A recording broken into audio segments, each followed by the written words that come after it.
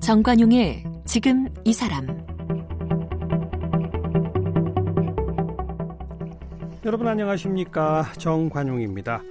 4년 전 딱 이맘때였죠. 이 중동호흡기 증후군 메르스, 전국을 메르스 공포에 떨게 했어요. 186명의 확진 환자, 그리고 38명의 사망자를 냈죠. 4년이 지난 지금 메르스는 잊혀지고 있습니다. 다만 이 메르스 때문에 가족을 잃고 후유증을 앓고 있는 사람들의 고통만 현재 진행형일 뿐이죠.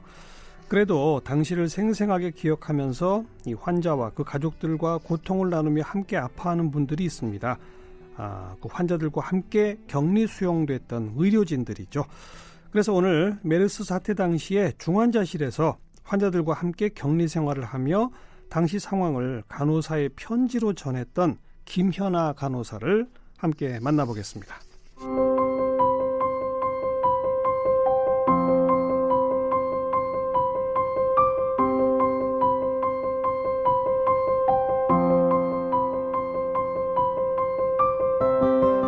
김연아 씨는 간호학과를 졸업하고 대학원에서 임상간호학으로 석사를 받았습니다.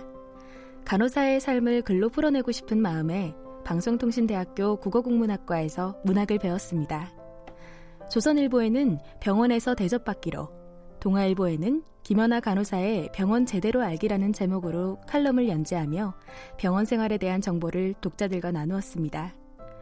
2015년 메르스 사태 당시 중환자실에서 격리돼 환자들을 돌봐온 사연을 간호사의 편지로 전하면서 감동을 주기도 했습니다. 간호사에 대한 사회적 인식과 인권 수호, 처우 개선에 관심을 갖고 활동해온 김연아 씨는 2016년 올해의 간호인상을 수상했습니다.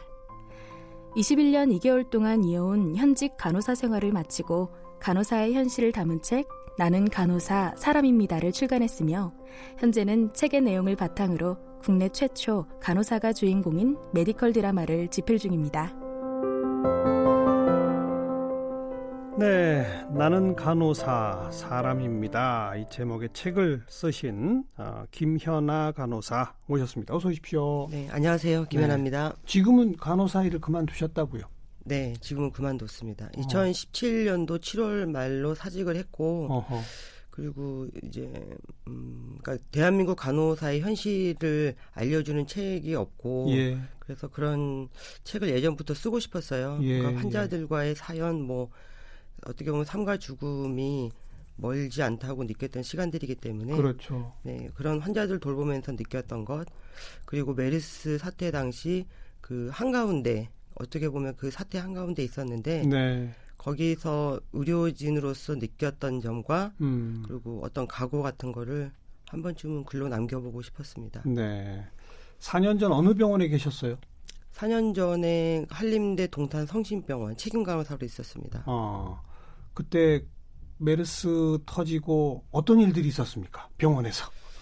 그러니까 벌써 지금 한 4년 됐죠. 그러니까 5월 20날, 2015년 5월 20날 첫 번째 확진 환자가 생겼고요. 그 첫 번째 확진 환자가 어느 병원이었죠? 그때는 평택 성모병원으로 그랬던 확진 첫 번째 환자가 나왔고, 그리고 5월 25일 지금도 기억하는데 어제가 석가탄신일이었잖아요. 그 2015년 5월 25일도 석가탄신일이었어요. 근데 그날 그러니까 휴일인데 저는 근무였거든요. 그때 위급하게 실려온 여자 환자분이 계셨는데 그때는 휴일이고 이래서 이제 중환자실에서 모든 처치가 이루어졌어요. 에크모라고 하는 체외 심폐기가 있는데 그것도 직접 중환자실에서 실시를 했고, 2015년 그러니까 5월 25일 날 그분이 입원하고, 그리고 거기서 이제 시술을 중환자실에서 하면서 좀 상태가 좀 안정이 되셨거든요. 그런데 5월 31일 날 그분이 의심 환자라는 연락을 저희가 질병관리본부로부터 받았죠. 의심 환자. 네. 그래서 그 전까지는 저희가 전혀 그걸 몰랐기 때문에 중환자실 한가운데서 이제 모두 다른 환자들과 같이 저희가 돌보고 있었는데 갑자기 그런 전화가 와서 저희가 격리를 했고 급하게 격리를 했고, 근데 6일 동안이나 무방비로 다 노출이 된 상태였거든요. 근데 그 다음날 그분이 이제 심폐소생, 그러니까 다시 상태가 안 좋아져서 심폐소생술을 했고, 네. 그 도중에 검체가 채취됐어요, 처음으로. 근데 그 결과가 그 새벽에 나왔죠. 그래서 그분이 그날 6월 1일 오후 4시쯤에 돌아가셨는데, 예. 결과는 그 밤 11시쯤에 결과가 나와서, 결국은 돌아가신 환자분이 첫 번째 사망 환자로 기록됐죠, 우리나라에서. 예. 그래서, 결국 확진된 거 아닙니까, 메르스로. 네, 그러니까 돌아가시고 나서 확진 판정을 받았죠. 그리고 사망까지 하셨고, 네. 근데 6일 동안이나 중환자실에 있었고, 네. 의료진들도 같이 있었고. 네, 그러니까 처음에는 저희도 이제 어떻게 보면 그 환자들과 접촉했기 때문에 다 자가격리 대상자였어요. 네. 그래서 모든 이제 의료진들, 그러니까 중환자실 의료진들을 이제 집으로 자가격리시키는 방안이 처음에는 의논이 됐었는데, 그리고 남아있는 환자들을 돌보기 위해서는 이제 다른 병원으로 이제 전원을 시키자라는 이제 그런 이제 첫 번째 안건으로 나왔죠. 네. 근데 이제 사망 환자분과 같이 있던 중환자분들을 받아주겠다는 병원이 아무 데도 없었어요. 그렇겠죠. 네. 그래서 36명의 환자가 계셨는데 결국은 이제 그 환자분에 대해서 잘 아는 게 의료진이고 그리고 중환자실은 또 일반 그 병동이나 뭐 이런 그냥 병동이나 이런 간호사하고는 하는 일이 좀 틀려요. 그렇죠. 그러다 보니까 가장 잘 아는 우리가 남기로 하자. 같이 격리를 해서 환자들 지켜내자. 이렇게 해서 14일 동안 격리를 들어갔죠. 며칠 동안? 14일이요. 14일. 메르스가 잠복기가 14일이라고 알려져 그래요. 있거든요. 그러니까 메르스 확진이 딱 되는 그 순간부터 기존에 있던 36명의 중환자실 환자들과 거기 의료진 전원이 네. 그냥 폐쇄된 그 안에 계셨던 거군요. 네, 그러니까 중환자실이 워낙에 외부와 접촉이 그러니까 평소에도 외부와 접촉이 이렇게 좀 이렇게 단절돼 있어요. 예, 면회도 잘 안 되고 그러잖아요. 그렇죠. 면회 시간도 하루에 2번 뭐 짧게 20분씩. 예. 그런데 이제 아예 문이 잠긴 거죠. 예. 그러니까 아무도 나가지도 못하고 들어오지도 못하게. 근데 의료진 같은 경우는 이제 그 안에 이제 저희가 그 당시 우리나라 최초의 격리였어요. 코호트 격리. 그래서 이제 그때는 뭐 병원 안에 생활을 할 수는 24시간 생활을 할 수는 없었고요. 그 출퇴근을 했죠. 저희는 숨어서. 네. 다른 사람하고 부딪히게 다른 사람들하고 접촉을 하면 안 되니까 중환자실에서 연결된 이제 지하 주차장으로 연결된 그 엘리베이터가 있어요. 계단하고. 그러니까 그걸 이용해서 간호사들이나 의사들은 이제 자차로 출퇴근을 했죠. 그리고 집으로 돌아오면 또 저도 이제 자가 격리자이기 때문에 이제 집 밖에 나갈 수 없는 상황이었고요. 가족들하고 접촉은요? 그러니까 저 같은 경우도 엄마랑 같이 그 당시 같이 살았는데 그러니까 엄마를 제가 이렇게 보냈죠. 그러니까 그 대구로. 그러니까 다른 곳으로. 예, 엄마 그 이모 대구로. 예. 모든 의료진이 그랬겠네요. 네. 그리고 14일 동안 중환자실의 환자들을 계속 돌보고 14일째 끝났을 때 아무도 메르스에 걸리지 않았죠. 네. 그러니까 되게 완벽하게 지켜내신 거예요, 그죠? 네, 그러니까 그분들은 뭐 어떤 직접 겪어보지 않은 분들은 그냥 뭐 기적이다 이렇게 쉽게 말씀을 하세요. 근데 그 기적은 저절로 이루어진 게 결코 아니거든요. 그 안에서 14일 동안 방호복을 입고 모든 환자들을 이제 지켜내느라 힘썼던 의료진, 그리고 그 중에는 간호사들이 굉장히 많았고요. 그래서 그런 경험들이 그 책에도 제가 그런 경험을 많이 풀어냈던 이유가 앞으로 또 어떤 감염성 질환이 저는 얼마든지 또 올 수 있다고 생각을 해요. 그럼요. 그 안에서 의료진들이 어떤 생각을 하는지 알아주셨으면 하는 바람도 있었어요. 왜냐하면 그 당시에 정말 너무너무 힘들게 했던 건 물론 뭐 2주 동안 중환자실에서 격리돼서 그 비닐로 된 방호복을 입고 N95 마스크를 쓰고 일하는 것도 물론 힘들었지만 N95? 네, N95. 그러니까 95%를 차단한다 뭐 이런. 그 숨도 쉬기 어렵죠. 그 아무래도 들숨도 힘들지만 날숨이 제대로 나가지 않기 때문에 좀 현기증을 좀 많이 느끼기도 하고 아이고. 또 피부와 아주 밀착을 시켜야 되기 때문에 뭐 일하면서는 뭐 피부 발진 같은 것도 생기고요. 네, 그렇게 했었죠. 그리고 그 14일 동안은 평상시 중환자실 근무와도 좀 특별했을 것 같아요. 네, 그러니까 어떻게 보면 병원이 사람을 치료하고 환자를 치료하고 시술하고 이런 모든 기능이 다 정지된 상태였어요. 네, 네. 물론 그 당시 뭐 환자분들도 아예 병원을 찾아오지도 않았지만 중환자실 안에서는 나가지도 못하고 들어오지도 못하는 환자들이 있었거든요. 그리고 그분들이 그러니까 굉장히 중한 환자 상태였는데, 그러니까 저희가 잠깐만 놓쳐도 이분의 생명을 보장을 할 수 없는 상황이었어요. 네, 네. 만약에 뇌출혈 환자가 뇌출혈이 더 심해지면 당장 수술을 해야 되는데 그렇죠. 수술실 자체도 아예 수술을 하지 않았기 때문에 병원 전체 기능이 아예 멈춘 상태였기 때문에 그래서 환자분의 뭐 혈압 관리라든지 뇌출혈이 새로 생기지 않게, 그리고 만약에 교통사고로 당해서 뭐 골반이나 뼈들이 뒤틀려진 분들이 계세요. 예. 그런 분들은 수술을 당장을 할 수 없기 때문에 예. 그 뒤틀어진 뼈나 이런 게 제대로 고정되어 있는지 수시로 확인해 줘야 했어요. 안 그러면은 더 상태가 나빠질 게 뻔하기 때문에. 네. 그야말로 수술이나 이런 것도 불가능한 상태에서 버티는 거군요. 네. 근데 아까 뭐 신체적으로 그러니까 좀 뭐 옷을 그런 방호복을 입고, 그리고 뭐 이렇게 물도 일체형의 방호복이기 때문에 물이나 이런 것도 마음대로 마시지 못했고요. 왜냐하면 화장실에 가야 되니까. 네, 네. 그러다 보니까 신체적으로도 많이 힘들었는데, 화장실 한 번 가려면 그 방호복 다 벗었다가 다시 입고 그러죠? 일체형이라서 그래서 간호사들이 거의 대부분 물을 마시지 않았고요. 아이고. 그래서 땀은 굉장히 나지만 그러니까 너무 이제 목이 마르면 입에 축이는 정도, 뭐 그 정도로 했었고, 그래서 그 당시에 또 좀 사람들이 많이 힘들겠어요. 어떤 사람들이요? 그래서 예를 들면 어떤 분들은 전화 와서 왜 그런 환자를 받았냐, 뭐 알고 받았나요? 그래서 어떤 분들은 또 중환자실 앞까지 찾아와서 면회를 해야 되는데 면회를 전면 금지를 시켰기 때문에 뭐 내 어머님이 지금 중환자실에 있는데 혹시 니네 때문에 내가 면회를 못한다. 내 혹시 그 며칠 사이에 우리 어머니가 혹시 나빠지기라도 하면 그땐 니네 뭐 이런 그런 얘기도 있었고, 네. 그러니까 직접 와서 전화를 해서 항의를 하는 분도 계셨고, 그래서 뭐 당장 그런 더러운 병원에 있을 수 없으니 당장 옮겨놔라.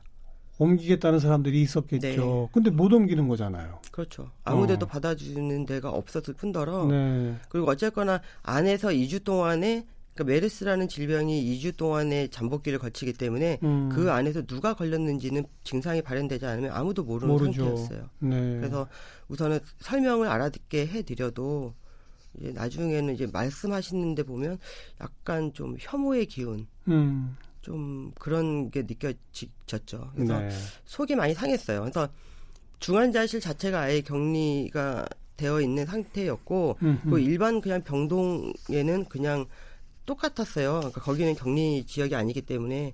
그런데 그런 얘기들이 사람들 통해서 얘기 들리잖아요. 뭐 어떤 의료진, 어떤 교수님 같은 분은 뭐 자기 와이프가, 자기 부인이 사람들이 자기를 보고 소문된다는 얘기를 들었다. 저기 그 메르스 환자가 나온 병원 다닌데더라. 뭐 이런 얘기. 처음으로 자기가 교수가 된 게, 의사가 된 게 뭐 후회스럽다. 뭐 이렇게 얘기하신 분도 계셨고, 또 병동 간호사 같은 경우는, 병동 간호사는 이제 격리 대상자도 아닌데 어린이집에서 갑자기 연락이 왔더래요. 그러니까 3살 된 딸아이를 이제 어린이집에 보냈는데, 그래서 가봤더니 애하고 애 짐은 밖에 내다 놓고 아예 문을 잠가놨더라. 근데 이런 얘기들이 이게 들려요. 그 상황에서. 근데 그게 많이 좀 어떻게 보면 좀 메르스와의 싸움에 집중을 못 하겠죠. 네. 참. 메르스 확진 환자가 나온 병원에 근무하는 간호사라는 이유만으로 그 아이를 어린이집에서 쫓아낸단 말입니까? 네, 그런 일도 있었어요. 과잉 공포였죠, 그때 사실. 네, 그랬죠. 그래서 어떻게 보면 제가 그 간호사의 편지도 제가 어떤 뭐 이렇게 뭐 의도를 하고 어떤 매체에 보내겠다고 쓴 건 아니었고요. 근데 본의 아니게 그 편지로 이제 좀 희망을 봤어요. 어떤 공포에 그리고 화를 내고 분노를 하던 분들이 응원을 해주기 시작하시더라고요. 그 편지를 보고 나서. 근데 그게 굉장히 저한테 큰 힘이 됐고, 그러니까 좀 어깨가 처지고 다 이렇게 좀 주눅이 들어 있고 예. 좀 어떻게 보면 그 메르스와의 싸움에서 집중을 못했던 것도 누군가가 믿어주고 그러니까 응원을 해주면 정말 믿지 못할 힘이 생긴다는 걸 제가 처음으로 경험을 했거든요. 네. 그래서 메르스 제 책에도 메르스에 대한 얘기를 이렇게 자세하게 넣은 이유도 그거예요. 그런 또 한 번의 그런 감염병들이 언제든 우리에게 닥칠 수 있다 아까 말씀하셨잖아요. 네. 4년 전 그런 경험을 했으니까 다시 또 그런 일이 혹시 뭐 안 와야 되겠지만 네. 혹시라도 오면 4년 전 같은 그런 그 과잉 공포 뭐 이런 건 없을까요? 어떻게 보세요? 그런데 저는 제가 현장에 있었던 사람으로서 좀 저는 크게 바뀐 건 없다고 생각해요. 왜냐하면 그러니까 저희 간호사들과 의료진이 이제 14일에 거의 목숨을 걸고 같이 환자들과 격리돼서 남은 환자들을 지켜냈을 때 한 달쯤 제가 기억하는 한 달 전후쯤에 이제 모든 게 또 다시 원 상태로 돌아가는 거예요. 그러니까 중환자실 같은 경우는 면회가 그 당시에 이제 뭐 메르스 의심 환자들을 추적하는데도 굉장히 오랜 시간이 걸렸잖아요. 그래서 저희는 이제 환자 한 명당 한 명의 보호자 그리고 꼭 들어가기 전에 열을 재고 그분의 인적 사항 다 적고 그렇게 해서 한 명 한 명 굉장히 철저하게 시켰어요. 그런데 한 달 전후쯤 되니까 뭐 어떤 분들은 뭐 종교 활동을 이유로 뭐 10여 명의 뭐 그 분들을 주변인들 데려와서 기도를 해야 된다. 그리고 어떤 분은 뭐 환자분의 손주, 그러니까 아직 돌도 안 된 아기인데 아기를 들고 와서 이 아이를 보면 힘을 더 낼 것이다. 우리는 면회 꼭 해야 된다. 근데 그걸 못하게 하면 결국 저희가 이제 못하게 하죠. 이렇게 원래 이렇게 하면 감염 예방에 되지 않고 그리고 메르스 자체도 한국형 간병 문화, 방문 문화 때문에 이제 그렇다는 얘기가 있었기 때문에 저희가 철저하게 그걸 지키려고 해도 그렇게 얘기하시죠. 메르스가 다 끝났는데 무슨 상관이냐. 그리고 못하게 하면 내 가족 보겠다는데 너희가 뭔데 말리느냐. 뭐 이런 결국은 좀 그런 좀 끝까지 목숨을 걸고 지켜냈다는 그런 자부심이 조금 무너져 내리더라고요. 참 국민 인식 변화라는 게 참 어려워요. 그렇죠? 네. 네. 원래 간호사가 꿈이셨어요? 저는 원래 간호사가 꿈은 아니었어요. 근데 간호사만큼 제가 간호사 생활을 21년 넘게 하면서 느낀 거는 정말 간호사만큼 아름다운 직업은 없다라는 생각을 지금 하고 있는데 제가 간호사를 처음에 했던 이유는 제가 어릴 때 집이 좀 어려웠거든요. 그래서 그 당시 의료보험증이 이제 막 활성화되기 시작했을 때쯤 그래서 저희 아버님이 다니던 직장을 그만두시면서 이제 의료보험증이 없어진 거예요. 그 당시에는 뭐 제가 중학교 뭐 이 정도 다닐 때는 엄마분이 뭐 그 당시에 뭐 주변 분도 다 그러셨을 텐데 의료보험증 있는 분한테 빌려서 뭐 가시기도 하고 그때는 그러니까 지역 의료보험 이런 시스템이 지역으로 바뀌어야 되는데 안 됐던 거죠. 그래서 근데 그러니까 저희 이제 엄마가 이제 몸이 편찮으신데 이제 친구분 걸 이제 제가 고등학교 다닐 때쯤에는 아예 갈 수가 없었어요. 그때 또 철저하게 아마 그 인적 사항이나 이런 거를 했기 때문에 해서 그때 그런 생각을 했던 것 같아요. 간호사가 되면 그래도 뭐 병원에서 치료하는 것만큼은 아니겠지만 내가 가족을 위해서 아픈 엄마를 위해서 뭔가 해줄 수 있지 않을까. 18살에 그런 결심을 했어요. 간호사 일이 워낙 힘들어서인지 간호학과 졸업하고 간호사 자격증 따신 분 가운데 간호사 일 안 하시는 분이 더 많다면서요? 네. 그러니까 제가 이번에 지금 드라마 대본을 집필하면서 이제 저도 이제 막연하게 알고 있던 그런 얘기들을 수치화를 해서 한번 그 통계들 다 찾아봤어요. 근데 신규 간호사 같은 경우는 작년에 이제 42%가 그만뒀다고 하고요. 그리고 지금 현재 신규 간호사면 처음 이제 입사를 한 간호사 입사해서 1년 사이에 42%가 그만둬요? 그리고 이제 기존에 있는 그러니까 거의 지금 면허를 받은 간호사가 국가 면허를 받은 간호사가 이제 한 40만 명에 육박한데 지금 그분들 중에서 한 49% 정도만 현장에 있고 51% 정도는 아예 임상을 떠난 그렇죠. 계시거든요. 그리고 또 문제는 49%인 지금 현재 임상에 계시는 간호사들 중에서도 거의 이직을 하고 싶다, 그만두고 싶다고 생각하는 간호사들이 한 7, 80%. 그러니까 거의 병원을 떠나고 싶다는 생각을 많이 한다는 얘기죠. 가장 힘든 거는 뭐예요? 장시간 노동입니까? 뭡니까? 그러니까 우선은 중환자실, 그러니까 보통 간호사라는 일에 대해서 사람들이 잘 모르시는 것 같아요. 그러니까 제가 드라마 쓰고 책을 쓰고 이게 하려고 했던 이유 중에 하나도 그런 이유이긴 한데, 대부분 의사의 치료가 많이 부각이 되죠, 병원에서. 네, 네. 그런데 간호사가 환자를 돌보는 거는 굉장히 하찮게 생각을 하세요. 그러니까 의사의 치료를 가장 잘 받을 수 있는 몸과 마음의 상태를 만들어주는 게 간호사가 하는 그렇죠. 일이거든요. 네. 그렇게 환자를 돌보려면 그 환자분의 삶 속에 들어가야 돼요. 예. 그러니까 그분의 온전히 그분의 고통과 상처를 저 또한 똑같이 받아들여야지만이 그 일을 할 수가 있는 일이거든요. 네. 근데 간호사의 일 자체가 좀 어떻게 보면 뭐 어떤 시스템 문제도 있는데, 우리나라에는 뭐 의료법은 있지만 간호사에 대한 법은 없거든요. 그런가요? 네, 그래서 뭐 의료법에는 간호사 한 명이 80명의 환자를 봐도 불법이 아닌 거예요.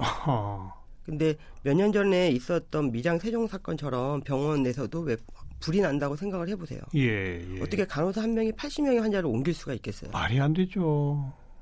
근데 그런 부분도 하나하나 좀 바꿔가야 될 부분이고, 그리고 뭐 간호사가 환자를 볼 수 있는 그 수를 법제화하는 것도 저는 필요하다고 생각해요. 해야죠. 네. 그렇게 해서 인력을 좀 더 충원하고 우선 근로 시간이라든지 뭐 이런 것들이 조금 정상화돼야, 네. 그래야 그러자면 결국은 투자를 해야 되는 거잖아요. 그렇죠. 그런데 그 투자는 결국은 환자분한테 돌아가는 거예요. 예. 그런데 그 투자가 안 되고 있는 거죠. 그렇죠. 투자를 하도록 강제하는 법률이나 이런 것도 없는 거고 아직은. 네. 네. 그리고 간호사가, 그러니까 저도 처음엔 몰랐어요. 근데 간호사가 하는 환자한테 행하는 모든 행위가 따로 이렇게 의사들은 뭐 환자의 상처를 봉합을 한다든지 뭐 치료를 한다든지 뭐 이러면 그게 다 돈이 되는 거예요. 병원 예. 입장에서는. 근데 간호사가 뭐 돌아가신 환자분 양치를 시켜드리고 면도를 시켜드리고 돌아가시면 이제 그 뭐 항문에서 계속 나오는 변을 닦아드리고, 이거 10번을 닦아드려도 그거는 간호사가 한 일은 다 입원료 안에 들어가 있는 거예요. 별도의 수가가 없고. 전혀 없고요. 그러니까 내가 한 모든 환자한테 한 행위는, 간호 행위는 다 그 입원비 안에 뭉뚱그려 들어가 있기 때문에 병원 내에서는 간호사를 많이 쓰면 쓸수록 손해라고 생각을 하죠. 네. 그리고 또 몇 년 전부터 또 이렇게 논란이 됐던 이른바 태움? 네. 그 문화도 분명히 있죠. 그런데 저는 물론 태움 문화를 옹호하지는 않아요. 예. 하지만 이렇게 된 근본적인 원인을 찾아야 된다고 생각해요. 예. 만약에 우리가 이런 속담이 있죠. 뭐 고양이도 쥐도 뭐 구석에 몰리면 고양이를 문다. 그렇죠. 근데 그렇게 만든 시스템 자체에 의문을 가져봐야 된다고 저는 생각을 하거든요. 간호사 일 자체가 저는 그렇게 생각해요. 환자의 생명을 붙잡고 있는 일을 해야 되는 거예요. 의사가 계속 상주할 수 없기 때문에 네. 간호사가 24시간 환자 곁에서 지키는데, 그 환자의 생명이 정말 위험한 순간에 간호사가 제일 먼저 처치를 해요. 네. 근데 이제 그런 거에 대해서는 전혀 알려지지 않고 단순히 그냥 간호사는 주사만 잘 놓으면 된다라고 얘기하는 이제 그런 우선 인식 좀 변화가 좀 있어야 될 것 같고요. 네. 그런 생각을 좀 많이 했습니다. 의료 선진국들일수록 아까 쭉 언급하신 이 간호 행위에 대한 뭐 보상 체계라든지 또 간호사 한 명이 환자를 몇 명까지만 하도록 한다든지 이런 것들이 다 엄격하게 정해져 있죠. 네. 제가 지금 저희 OECD 국가 중에서도 제가 봤더니 우리나라에서 간호사 한 명이 실제적으로 돌보는 환자 수가 거의 20명에 가깝더라고요. 근데 저도 현장에 있어봤지만 한 명의 간호사가 20명을 본다는 거는, 그러니까 환자의 밥을 챙겨드리고 약을 챙겨드리고 주사를 챙겨드리면서 본인은 정작 화장실을 못 가서 방광염에 걸리는 게 간호사예요. 네. 근데 이렇게 스스로 그러니까 일을 하면 할수록 몸이 점점 그러니까 보호도 받지 못하고 건강도 잃고 그러니까 간호사들은 그렇게 흔히 얘기해요. 살기 위해서 나간다 병원을. 네.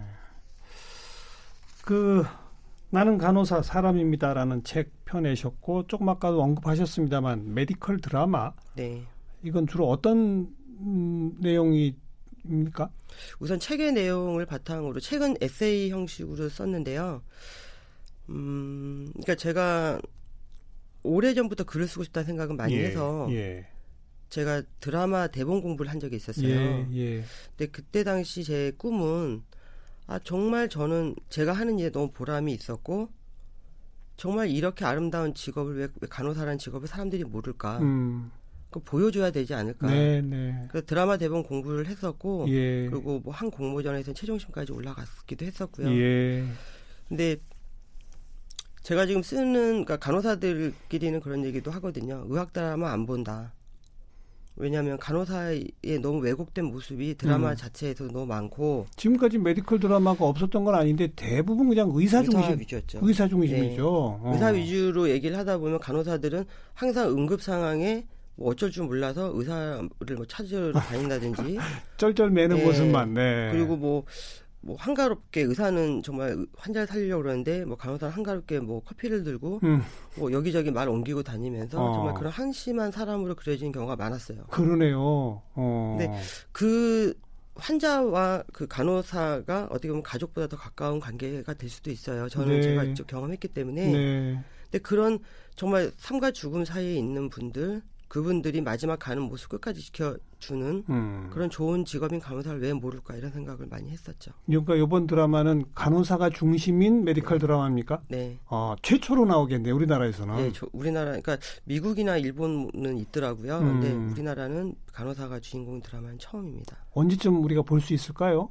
지금은 방송 편성하고 배우 섭외 단계인데요.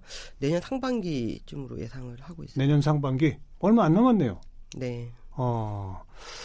우리나라 최초 간호사 중심의 드라마로 그동안 왜곡된 간호사의 모습 드라마에서 보았던 그걸 제대로 바로잡아 주겠다 이 말씀이죠. 네. 기대하도록 하겠습니다. 네. 김현아 간호사. 이젠 전직 간호사라고 해야 되겠네요. 함께 만났습니다. 오늘 고맙습니다. 감사합니다.